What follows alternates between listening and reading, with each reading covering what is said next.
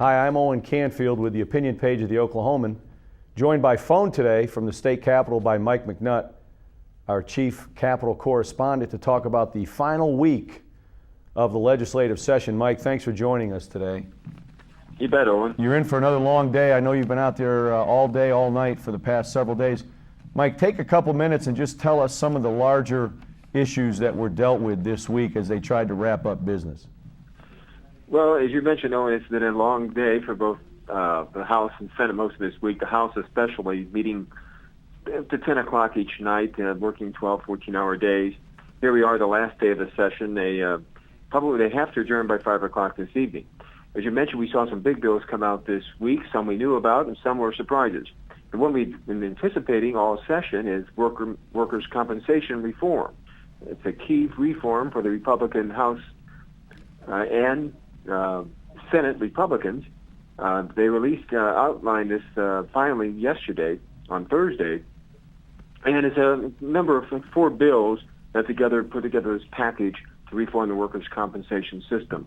As you can imagine, lots of internal mechanisms involved, but as far as the public is concerned, probably the big change would be a change in the makeup 10 to 8 workers' compensation judges.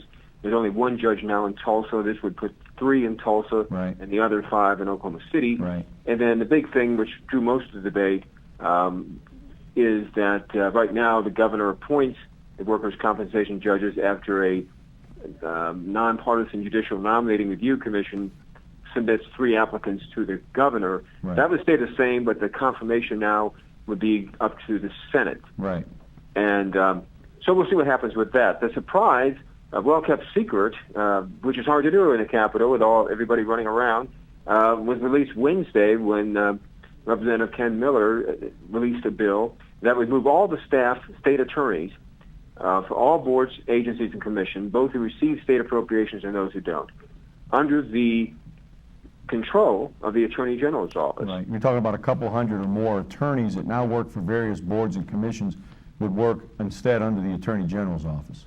Right, and they think that 50 attorneys probably would quit. Right. By streamlining and putting them under the same salary schedule, they could save $8 million, get rid of some of those outside private contracts that we've heard about and read about. And it was incredible. Yesterday we saw lots of lobbying activity by state agency directors. They were out here calling in person, right. trying you saying to there's lobbying that goes on at the Capitol, Mike?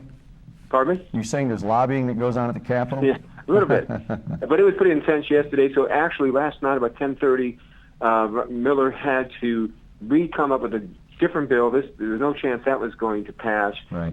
Came up with another measure which basically would put all staff state attorneys under just state-appropriated agencies and boards at the same salary schedule as assistant state attorneys general. Right. And that would save $4 million.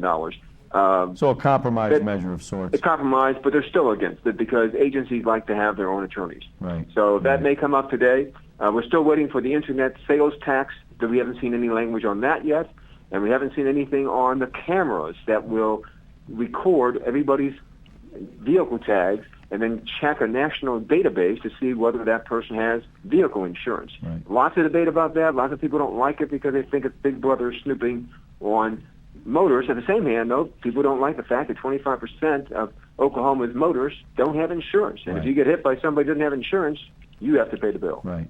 Well, Mike, it's a busy day, as we said, and we appreciate you taking just a couple minutes to talk about the highlights. Good luck, and we hope to see you maybe next week as a wrap-up, and if not, we'll see you next session. Well, let's try next week, Owen. Thanks. All right. We invite you to read Mike's stuff every day in the Oklahoman and here on News OK.